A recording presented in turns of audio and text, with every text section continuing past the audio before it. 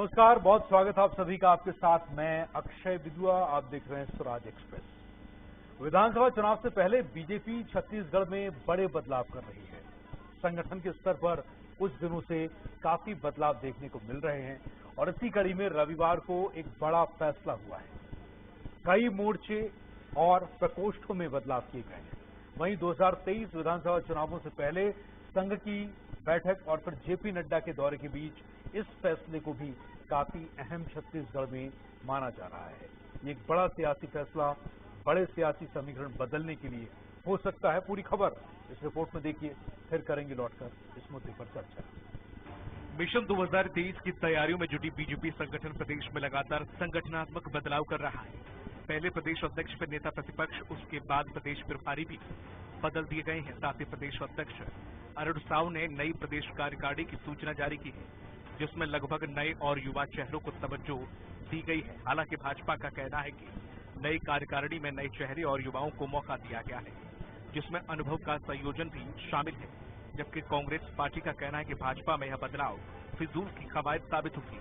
वहीं सीएम भूपेश बघेल इसे भाजपा और आरएसएस में समन्वय के अभाव का नतीजा बता रहे हैं।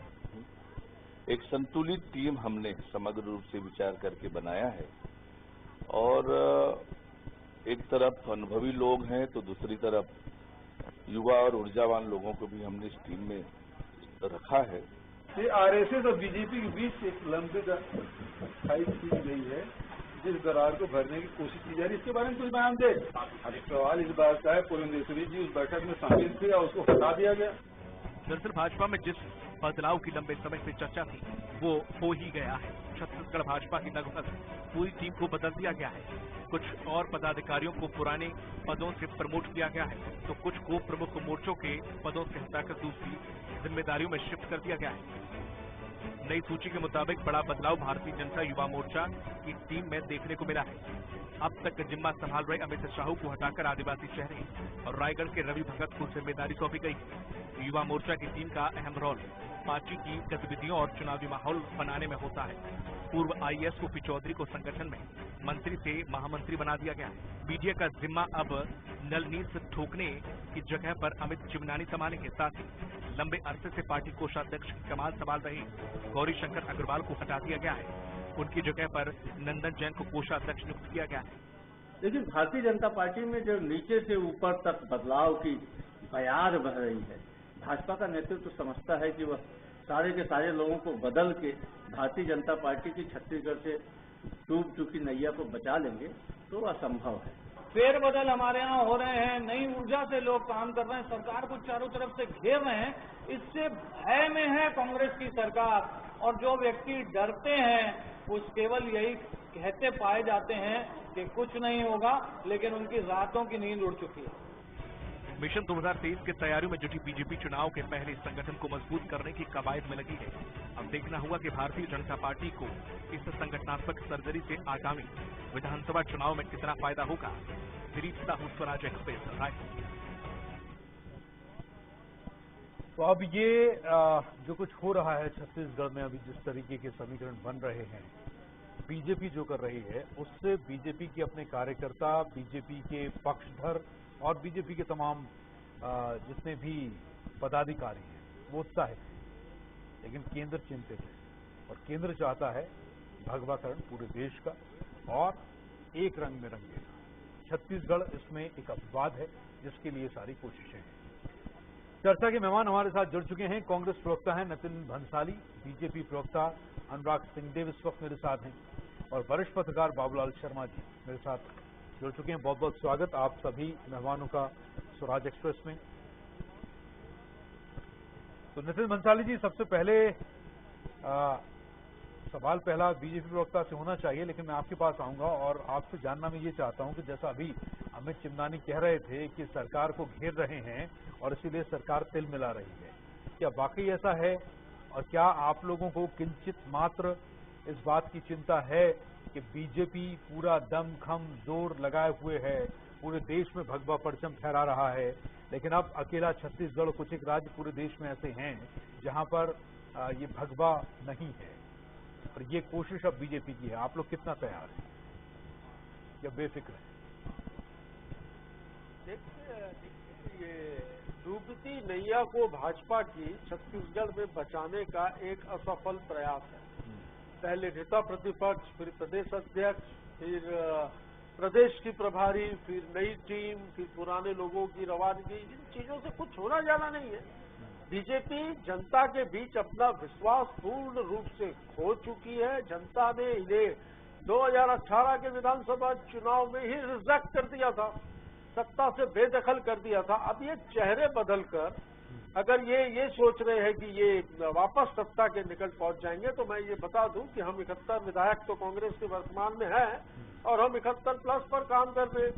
भाजपा और आरएसएस में ऐसी जानकारी है कि भाजपा और आरएसएस में समन्वय की कमी है। हमारी वो बहन डी पुरेंदेश्वरी कहती थी कि हल्टर चलेगा, हल्टर वाली जो है उसने थोड़ा सा हल्टर चलाया तो उसको हटा दिया और शायद प्रभारी को भी बदल दिया।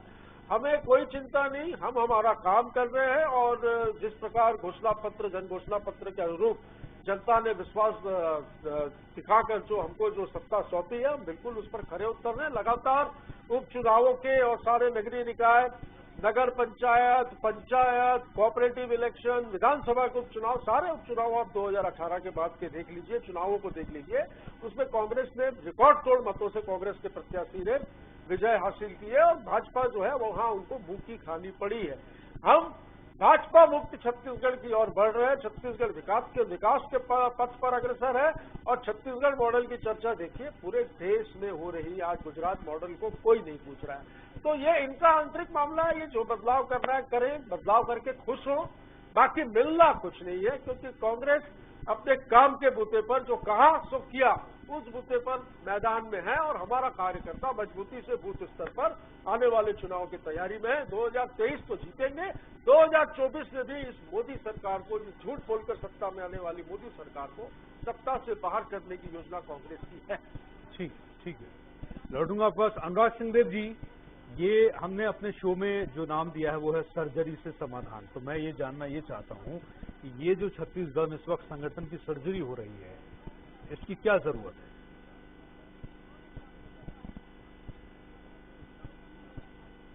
संगठन के अंदर आंतरिक लोकतंत्र है जो शायद कांग्रेस को ढूंढना पड़ रहा है और इसी के अंतर्गत बीजेपी के जब नए प्रदेश में जरूर था तो उनकी नई टीम बनना प्रस्ताव है और नई टीम जब बननी है तो स्वाभाविक रूप से उसमें फेरबदल होंगे, उसमें नए लोगों को अवसर दिया जाएगा और उसी के अंतर्गत एक युवा और अनुभवी टीम माननीय प्रदेश अध्यक्ष जी ने घोषणा की है और मैं मानता हूं कि ये जो युवा और अनुभवी टीम है ये आने वाले समय में जो कांग्रेस की कमियां हैं उसको लेकर जनता के बीच में सक्रियता से जाएगी और जो 23 का हमारा लक्ष्य है उसको हम अचीव करेंगे। अब दूसरी बात है कि कांग्रेस बोल रही है कि जो भाजपा का बदलाव, संघ की बात करते हैं। मैं तो पूछना चाहता हूं भंसाली जी कि कांग्रेस के अंदर लोकतंत्र कब आएगा, कब कांग्रेस गांधी परिवार से मुक्त होगा, राष्ट्रीय अध्यक्ष का नया नाम कब आएगा और इस छत्तीसगढ़ में भी जो आपका जो करार था 2.5 साल का, उसमें मंत्रियों को और इन लोगों को अधिकार कब प्राप्त होंगे और प्रदेश अध्यक्ष की सुनवाई आपके यहाँ कब होगी मोहन मरकाम जी की? सर ये तो सब प्रश्नों का उत्तर सर ये विषय नहीं है, विषय मैं बीजेपी का प्रश्न करने से पहले नहीं बीजेपी में भंसाली जी नहीं, मैं भंसाली जी ने अपनी भंसाली जी ने कई आरोप लगाया कि मुझे ये पूछना पड़ रहा है। ठीक है, चलिए वो भंसाली का उत्तर भी उनको देना चाहिए। ठीक है, वो लंबे चौड़े आरोप लगा रहे हैं। ठीक है, मैं उसका उत्तर भी लूंगा। पहले आप ये बताएं कि इस संगठन की सर्जरी से क्या हासिल होने वाला है और इसकी आवश्यकता क्या है? ये मैसेज ऊपर देखिए, मैंने कहा ना स्वाभाविक प्रक्रिया थी और निश्चित रूप से नए लोगों को भी अवसर मिलता है। जब नई कार्यकारिणी बनती है तो नए लोगों को अवसर मिलता है। आप देखिए अभी जैसे युवा मोर्चा में एक बदलाव हुआ, तो युवा मोर्चा में बदलाव हुआ तो ये कि हमने एक ट्राइबल यूथ लीडर को युवा मोर्चा की कमान सौंपी, जो युवा मोर्चा का राष्ट्रीय मंत्री था, वहां से लाकर हमने एक अध्यक्ष का दायित्व सौंपा उसको। और इसलिए हुआ क्योंकि ट्राइबल क्षेत्र में कांग्रेस की सरकार में व्यापक धर्मांतरण हो रहे हैं। आज उनका मत परिवर्तन किया जा रहा है।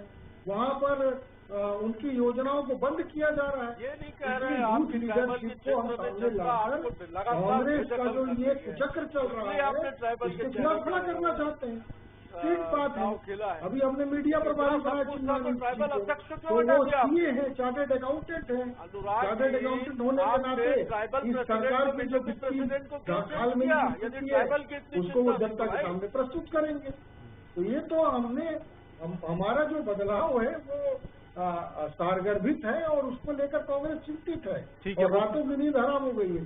वो बोल रहे हैं नितिन जी की आपने ट्रैवल को क्यों हटा दिया, अध्यक्ष थे वो तो, जब इतनी चिंता है तो।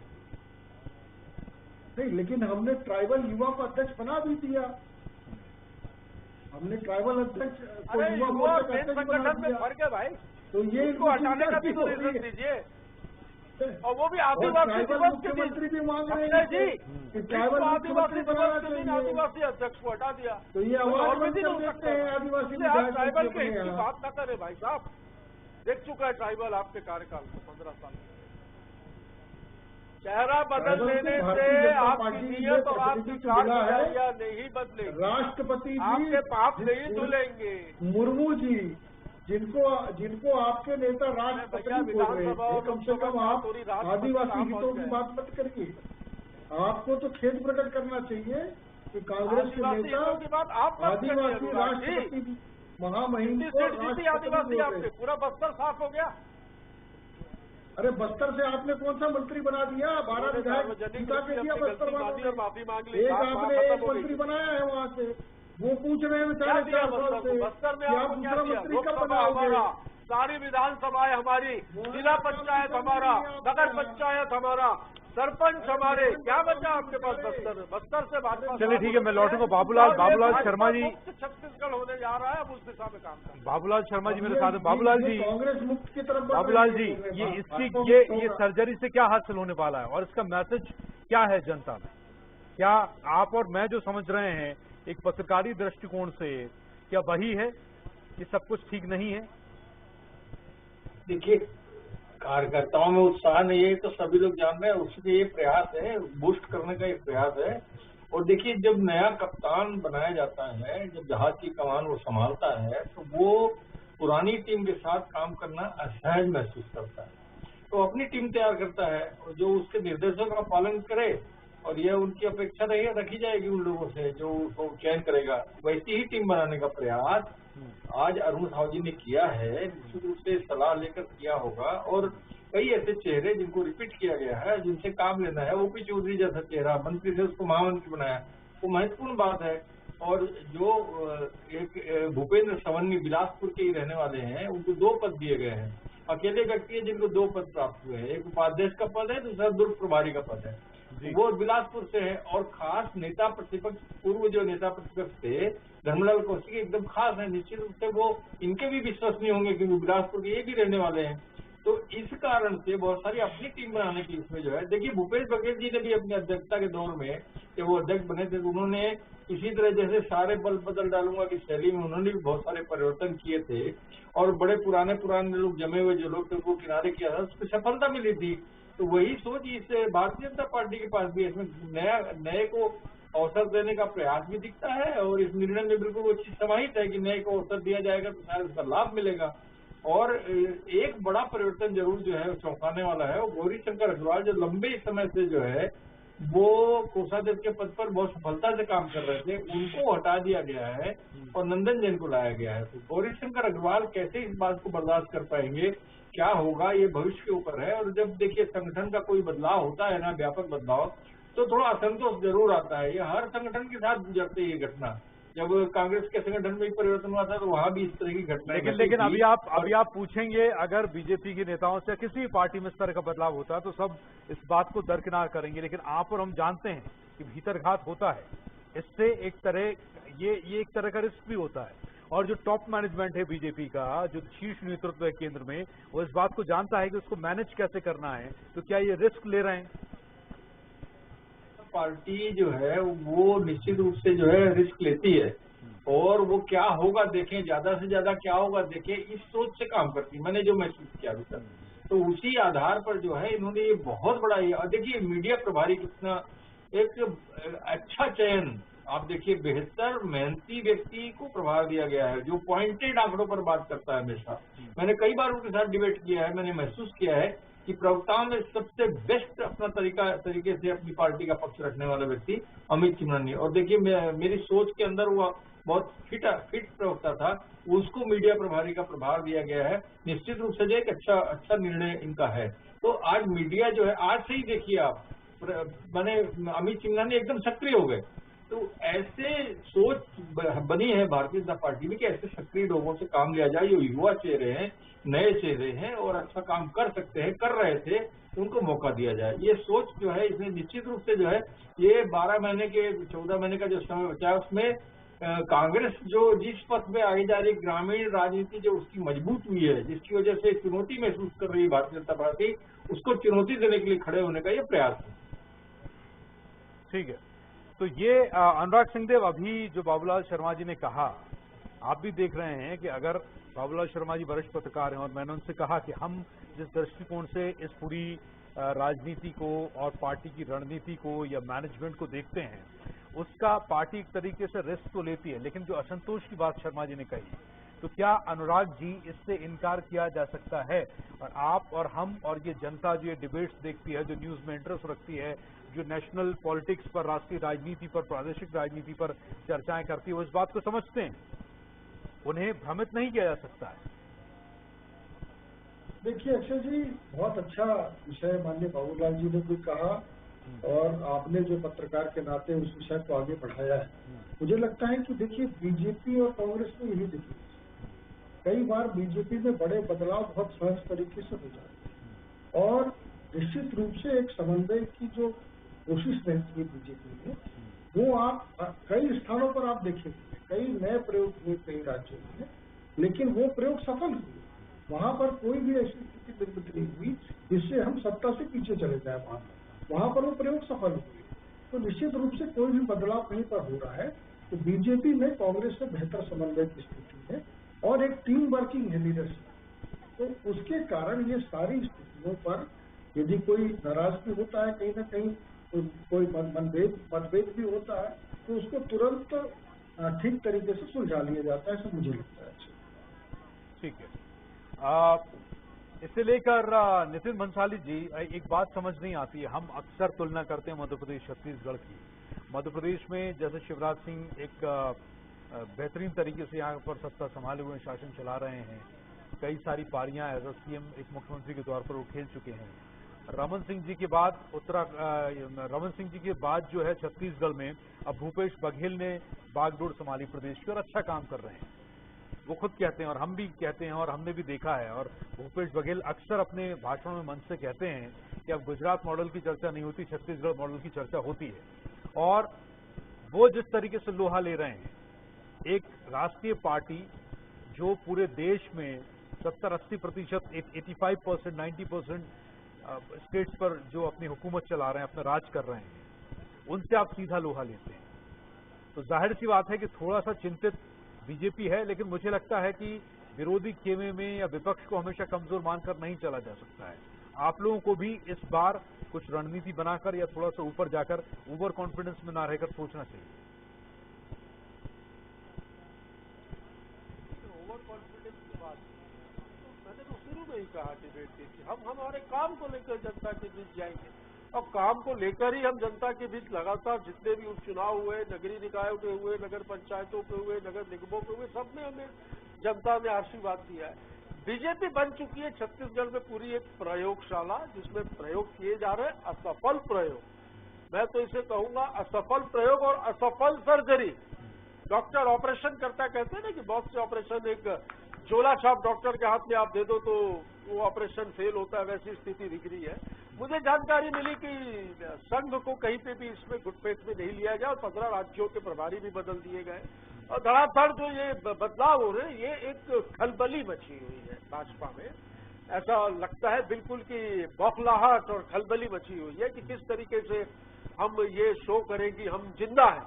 वर्चस्व की लड़ाई बीजेपी छत्तीसगढ़ में लड़ रही है, ये आप देख सकते हैं। चलिए, भीतरघात पर अनुराग सिंह ने भीतरघात पर कुछ नहीं बोले हैं और बाबूलाल शर्मा जी ने भी, भंसाली जी, बाबूलाल शर्मा जी ने भी जो कहा, अनुराग सिंह देव इस पर नहीं बोलेंगे क्योंकि पार्टी का अंदरूनी मसला होता है और यहाँ इमेज एक बहुत बड़ी चीज होती है। अगर आप एक प्रवक्ता के तौर पर या पार्टी के प्रतिनिधित्व करने के लिए डिबेट में बैठे हुए हैं तो आप ऐसी चीजों पर ना मोहर लगाएंगे ना अपनी कोई व्यक्तिगत आप इसमें राय देंगे। लेकिन नितिन भंसाली, ये हम सब जानते हैं, चलिए पार्टी सब एक होती है, सब जो है विचारधारा के तहत काम कर रहे होते हैं हम लोग सब, लेकिन आप जिस प्रयोगशाला की बात कर रहे हैं नितिन भंसाली, उस प्रयोगशाला से नुकसान भी तो हो सकता है ना। नुकसान नहीं है, मैंने तो कहा नहीं, इसमें क्या नुकसान है, ये इनका आंतरिक मामला है। ये पार्टी को जेपी नड्डा रायपुर में मकान बना के रहना शुरू कर दे, साल भर रायपुर में मकान बनाकर रहे, बीजेपी को होगा यहाँ पर आ जाए, बीजेपी की प्रयोगशाला से आप प्रश्न साल भर के लिए ले ले। नहीं भंसाली साहब, मैं आपके नुकसान की बात नहीं कर रहा हूँ, वो मैंने पहले तो हमारे काम को लेकर जनता के बीच है और हमारा कार्यकर्ता हमारी बूथ स्तर की कमेटी। अच्छा, पार्टी को बीजेपी को काम को लेकर जनता के बीच जनाब जाएंगे, हम तो कर्तव्य से काम कर रहे हैं, मैं तो बोल भी रहा हूँ। नहीं ठीक है, मैं ये पूछ रहा हूँ अरे क्या दिया आपने कर्मचारियों को और बेरोजगारों को? करवा दीजिए, 500 रुपए बेरोजगारी भत्ता दूंगा, 2023 में बोला था, किसानों को बोला था 2100 रुपए में धान खरीदेंगे, 300 को बोनस देंगे, दिया क्या? आदिवासी को बोले थे जर्सी गाय देंगे, मैंने क्या कहा? भाजपा मुक्त छत्तीसगढ़ होगा, ये आप देख लीजिएगा 2023। अच्छा शर्मा जी, बाबूलाल शर्मा जी से पूछता हूँ, बाबूलाल शर्मा जी, ये इसकी वजह आप क्या देख पाते हैं? ये भूपेश बघेल का किस तरीके का मैनेजमेंट है? ठीक है ठीक है ठीक है ठीक है ठीक है बाबूलाल शर्मा जी, ये नितिन भंसाली जो कह रहे हैं, बाबूलाल शर्मा जी एक मिनट मैं अपना प्रश्न पूछ लूं। बाबूलाल शर्मा जी, नितिन भंसाली जो कह रहे हैं भाजपा मुक्त छत्तीसगढ़ अभी भाजपा मुक्त है, लेकिन शर्मा जी भूपेश बघेल खुद कहते हैं गुजरात मॉडल नहीं, अब छत्तीसगढ़ मॉडल की चर्चा होती है। शर्मा जी, आपने अपने कार्यकाल में आपने अभी तक जितना काम किया है छत्तीसगढ़ में, आपने धरातल पर जो देखा है, क्या फर्क आप देख पाते हैं डॉक्टर रमन सिंह और भूपेश बघेल के शासनकाल में? भूपेश बघेल का आत्मविश्वास दिनों दिन बढ़ता जा रहा है, कांग्रेस बहुत आरामदायक अवस्था में शासन कर रही है और करना चाहती है, क्या आप चुनौती मानते हैं छत्तीसगढ़ में बीजेपी के बदलाव को? देखिए, भारतीय जनता पार्टी की जो रमन सरकार थी, उसने कंक्रीट के महल इतने बनाए हैं जो कभी बना नहीं जा सकते, जो सड़क इतनी बनाई है उसमें कोई दो राय नहीं है। आज जो राजनीति कांग्रेस कर रही है, कांग्रेस की सरकार कर रही है, वो राजनीति की विषम अलग टाइप की राजनीति है। आज तक ये ऐसी राजनीति देखने में हमारे को यहाँ का छत्तीसगढ़ की जमीन पर नहीं आई। ये कर रहे हैं ग्रामीण जमीन के ऊपर में बैठ करके राजनीति, और जितनी भी योजनाएं आप देख लीजिए सब ग्रामीणों से जुड़ी हुई है और सीधे जेब में पैसा जाने वाली योजनाएं हैं। ये समझने की बात है। यही एक सबसे बड़ी चुनौती भारतीय जनता पार्टी की खड़ी हुई कि इसका मुकाबला हम कैसे करेंगे। जो बिल्डिंगें उन्होंने बनाई है तो वो दिखा सकते हैं कि देखिए ये हमारा विकास है, वो बिल्कुल सच बात है। सड़कें बनाई है, जितनी भी बनाई है, जो जितना जहां तक बना पाए हैं, उसको ये कह सकते हैं कि हमारा देखिए ये काम है। नया रायपुर का बनाया है, हाँ हमारा काम है, ये बता सकते हैं। लेकिन ये ग्रामीण क्षेत्र में जो है इस मामले में कमजोर पड़ जाएंगे कि जो काम आज भूपेश बघेल ने किया है वो सफलता इम्प्लीमेंटेशन वो अलग मुद्दा है, लेकिन जो योजनाएं ग्रामीण अर्थव्यवस्था के रीढ़ की हड्डी बनाने के लिए, मजबूत करने के लिए भूपेश बघेल सरकार ने बनाई है, वो उसमें कहीं न कहीं डॉक्टर रमन की सरकार पीछे रह गई थी और ये मजबूती के साथ जुड़ गए हैं। अब इम्प्लीमेंटेशन अगर सही हुआ होगा इनकी योजनाओं का, जिसकी खबरें आती है कहीं कहीं गड़बड़ी हो रही है, पर ये मान के चलते हैं कि बड़ी योजनाओं में छोटी मोटी गड़बड़ियां होती है, अगर वो इम्प्लीमेंटेशन सही हुआ होगा तो निश्चित रूप से ये बहुत बड़ी चुनौती कांग्रेस सरकार आज के दिन में बनी हुई है भारतीय जनता पार्टी के लिए, और उसी के मुकाबले के लिए जो ये सब काम हो रहे हैं। देखिए, इनको रमन सिंह का चेहरा भी सामने रखना होगा, क्योंकि जितना विकास हुआ है ये कहेंगे हमने विकास किया है, तो किसने किया है? रमन सिंह ने किया है। तो रमन सिंह का चेहरा सामने रखना होगा, ये रमन सिंह को बैकग्राउंड में रख रहे हैं, ये एक इनकी बहुत बड़ी गलती मेरी समझ में आ रही है।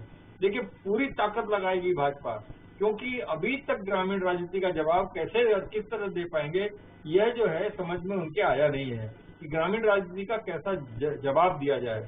अब इन्होंने अभी एक बहुत बड़ी बात कही, आप लोगों ने ध्यान नहीं दिया, स्लिप कर गया आपसे। इन्होंने कहा हम ट्राइबल सीएम अभी बना देंगे, ये बड़ा गेम होगा। अगर ये बात सही है जो अनुराग सिंह देव अभी कह रहे थे, अगर ये ट्राइबल सीएम बनाएंगे वाली बात ला देते हैं तो एक बहुत बड़ा ब्रह्मास्त्र हो जाएगा। इस बात का कांग्रेस ध्यान रखे। और राज सिंह जी शायद इस बात को कहे थे, अभी मैंने नोट किया है। मैंने ये नहीं कहा, मैंने पूछा ये कांग्रेस कब ट्राइबल सीएम बनाएगी, ये मैंने प्रश्न किया था। मैंने ये सुना कि आप कवासी लगता कैबिनेट में आप बनाएंगे क्या, आप बनाएंगे क्या कांग्रेस? हमारे आदिवासियों की चिंता अमरजीत कर रहे हैं प्रकाश ना, खाद्य मंत्री आदिवासियों को पूरा प्रतिनिधित्व दिया गया है। इसलिए बढ़ रहा है तो आपने तो आदिवासी दिवस के दिन आपके आदिवासी मुख्यमंत्री कब बनाएगी कांग्रेस? पूरा सम्मान। चलिए ठीक है सर, समय समाप्त क्या Bharatiya Janata party tribal CM बनाएगी क्या? ठीक है, बारे में बताइए आपने क्या किया। चलिए इसका जवाब दे जाइए, ट्राइबल सीएम बनाएगी क्या भारतीय जनता पार्टी? आप कैंडिडेट बनाएंगे? वो नहीं देंगे इस बात का जवाब, मुझे लगता है। आप प्रोजेक्ट करेंगे? चलो अनुराग जी घोषणा कर दो।